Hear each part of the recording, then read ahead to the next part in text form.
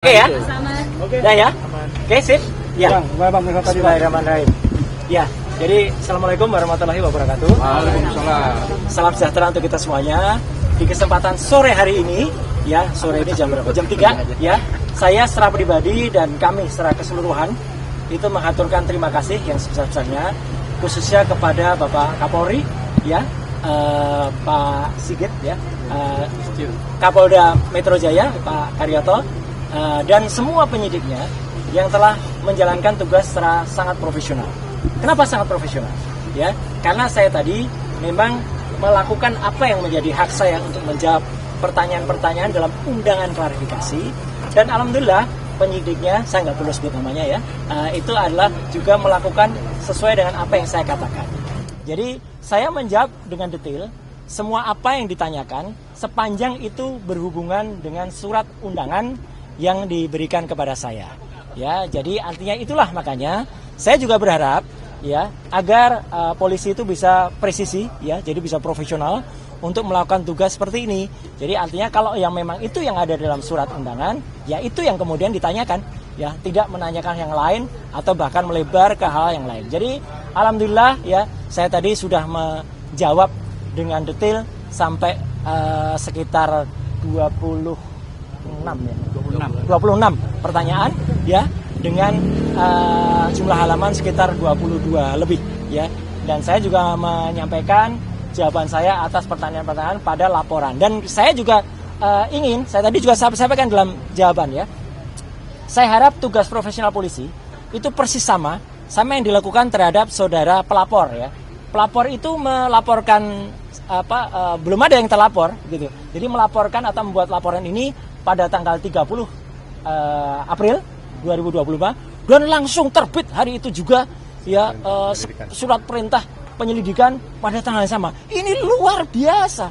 Ya, kalau ini dilakukan untuk semua masyarakat tentu akan sangat senang karena laporan bisa cepat dan kemudian tegas, presisi langsung. Hari itu juga lapor ke SPKT, hari itu juga langsung buat BAP, hari itu juga kemudian terbit surat perintah penyelidikan dan bahkan undangan. Ya, jadi saya harapkan sikap itu juga ada pada semua pelaporan yang ada. Jadi jangan bedakan masyarakat yang ada. Jadi kami ini juga dengan cepat juga diberikan undangan klarifikasi, tapi juga kami juga cepat juga bisa diselesaikan karena kita sama-sama insya Allah kita mengerti hukum. Ya, kalau kita mengerti hukum ya begini. Jadi artinya apa yang ditanyakan, apa yang dijawab, saya tidak perlu menjawab apa yang tidak ditanyakan, apa yang tidak ada dalam surat. Itu aja saya kira. Konfirmasi Mas, ya. Pelapor di tanggal 30 itu siapa? Pelapor di tanggal 30 itu yang saya baca tadi itulah insinyur tulisannya gitu ya. Ya, Insinyur Haji Joko Widodo. Tadi yang digali oleh penyidik di dalam apa saja yang terkait dengan pelaporan itu artinya apa? Ya, 22 pelaporan itu banyak soal bagaimana dulu hidup saya, kisah saya. Ya, saya SD, SMP, SMA, ada ijazah semua ya, gitu. Ya, kemudian S1 UGM asli, S2 UGM asli, S3 UNJ asli, itu saja.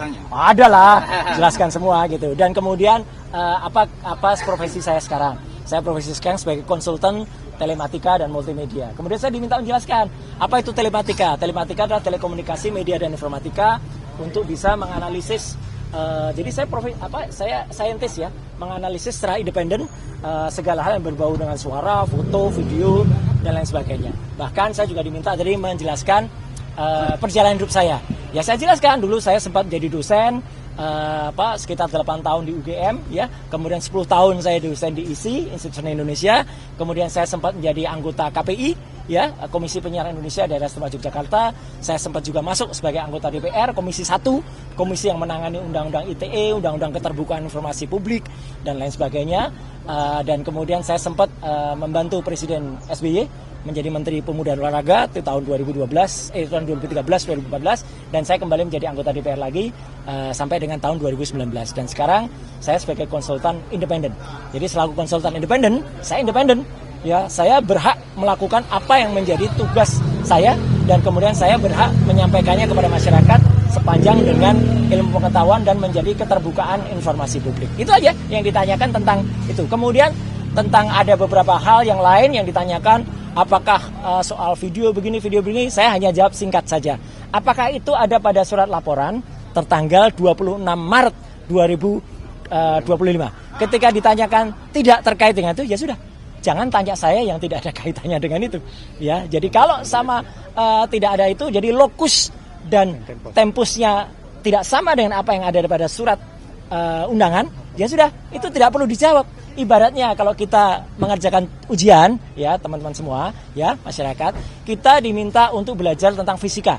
Ternyata nanti pertanyaannya soal kimia, ya jangan dijawab. Wong kita tugasnya adalah menjawab soal fisika. Jadi itu sama cerdasnya. Alhamdulillah tadi penyidik juga cerdas. Siapa? Jadi kalau Bapak tidak menjawab, saya tidak menolak jawaban. Tapi saya keberatan untuk jawab, ya sudah. Artinya clear semuanya. Kemudian itu ada poin-poin sehingga saya juga tidak menyiksa teman-teman untuk harus menunggu sampai tengah malam. Ya, saya juga tidak menyiksa penyidik dan pembuat laporan. Saya harapkan juga tidak menyiksa masyarakat. Ya, gitu. Dengan membuat laporan-laporan yang tidak ada gunanya atau tidak ada manfaatnya ya bagi seluruh masyarakat. Saya kira itu. Video yang tadi dipertanyakan video apa sih? Video yang tadi dipertanyakan ya karena saya nggak lihat lagi karena saya dipertanyakan nggak ada hubungannya dengan itu ya nggak perlu saya jawabkan. Oke. Itu. Ada pertanyaan lain mungkin yang substansi yang terkait Nggak dengan ada, materi? nggak ada karena video itu. Karena yang terkait dengan surat laporan itu ini harus jelas ya teman-teman. Jadi ini clear banget ya. Ini clear banget. Jadi LP itu ada pelapornya, tapi lucunya nggak ada terlapor. Sekali lagi ya. Tidak ada nama terlapor. Jadi untuk para kuasa hukum yang kemarin sudah nyebut-nyebut nama, inisial dan sebagainya, hentikan tindakan-tindakan seperti itu. Itu tidak bagus ya untuk masyarakat. Karena ternyata tidak ada terlapornya. Jadi kalau tidak ada terlapornya, saya nggak perlu jawab. Karena kalau saya menjawab, jangan-jangan saya nanti jadi saksi. Kalau jadi saksi dan saudara yang terlapor itu adalah saksi saudara saya, ya saya nggak boleh jadi saksi. Atau misalnya yang terlapor itu adalah untuk pribadi. Loh, saya malah nggak boleh lagi itu untuk menjawab seperti itu. Daripada itu mubazir, ya lebih baik dari awal saya tanyakan terlapornya mana. Ya, ketika tidak ada terlapornya, ya sudah, saya senyum saja. Penyidik juga ngerti. Ya Pak, nggak ada terlapornya, kita maksudnya. Nah, yang kedua adalah lokus dan tempusnya sudah jelas banget. Ya, terjadi di Jakarta Selatan nggak ada Rabunya, tapi tanggal 26 Maret 2025. Udah. Sepanjang tidak ada pertanyaan soal itu, ya nggak perlu kita jawab, ya karena itu pertanyaannya menyangkut soal itu. Kemudian yang paling penting lagi, saya juga mempertanyakan, ini kan ada pasal, ya di samping pasal 311, 310, 27 ayat A, ada juga pasal yang mau dimasukkan ke dalamnya, ya pasal yang diselundupkan. Saya nggak tahu menyelundupkan siapa, ya gitu. Itu pasal 32 dan 35 Undang-Undang ITE. Kebetulan dulu saya ikut merancang Undang-Undang ITE bersama teman-teman yang lain. Pasal itu tujuannya, sekali lagi saya ulangi, adalah untuk transaksi elektronik. Supaya Indonesia itu diselamatkan dari perdagangan internasional dan kita bisa ikut. Bukan pasal untuk mempidanakan orang. Jahat sekali kalau ada orang menggunakan pasal itu untuk mempidanakan seseorang. Kayak dulu kasus Mbak Prita Mulyansari. Jahat sekali. Ya Omni Batavia waktu itu mempidanakan Mbak Prita gitu loh. Sama dengan ini. Karena pasal itu ancamannya sangat tinggi. Dan pasal itu misalnya, saya kasih contoh. Ada orang ya mentransfer 1 juta. Kemudian dalam bukti transfernya saya ubah jadi 10 juta. Itu saya bisa kena pasal itu di pasal 32. Ada orang memposting sebuah dokumen elektronik namanya ijazah misalnya. Dia katakan itu asli gitu. Padahal ternyata orang yang punya ijazah mengatakan saya nggak pernah mengeluarkan ijazah itu loh. Lah berarti yang memposting ijazah itu salah seorang kader dari partai itu. Kena pasal itu harusnya. Justru itu ya kalau yang smart begitu. Jadi saya tadi tanya, dokumen elektroniknya mana?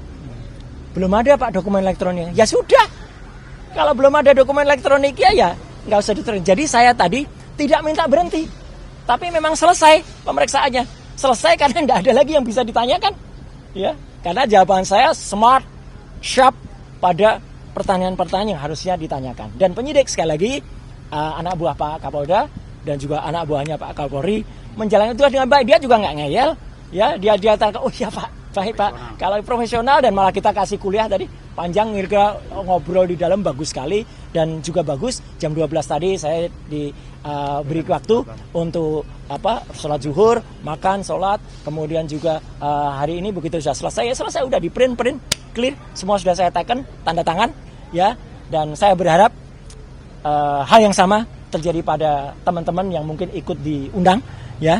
Saya harapkan mereka menjawab dengan sharp and clear and clean dan smart, gitu. Tadi next agenda kira-kira ada di Belum ada.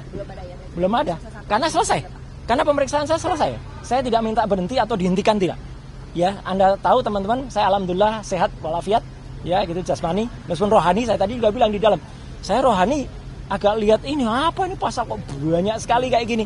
Ya, gitu. Jadi kita juga berhak menanyakan loh. Jadi teman-teman, kalau diundang itu jangan seperti tiba-tiba kita dituduh sesuatu yang nggak jelas pasalnya. Pasalnya kita pertanyakan. Kebetulan pasal-pasal itu saya ikut membuat dulu. Saya jelaskan ini loh maksudnya begini. Di naskah akademiknya ini loh. Jadi harus ngerti pasal itu, bukan asal kemudian ada pasal ini dipakai untuk mempidanakan orang. Jangan sampai ya. Jangan kita malah justru memiliki mens rea atau niat kurang baik untuk mempidanakan orang. Hati-hati. Mas Roy, siapa lagi yang diperiksa? Masih ada Dokter Tifa di dalam. Dan moga-moga Dokter Tifa juga sama. Moga-moga bisa smart dan clear dan menjawab. Tapi ya kita berdoa saja. Dan moga-moga kalau ada teman-teman yang lain ya, saya berharap tidak banyak lagi yang harus buat apa ya Prof Egi dipanggil. ya dipanggil atau bahkan dibikin susah dengan ada laporan yang nggak jelas. Ya. Ini laporannya nggak jelas ini. Laporan kok nggak ada yang terlapor.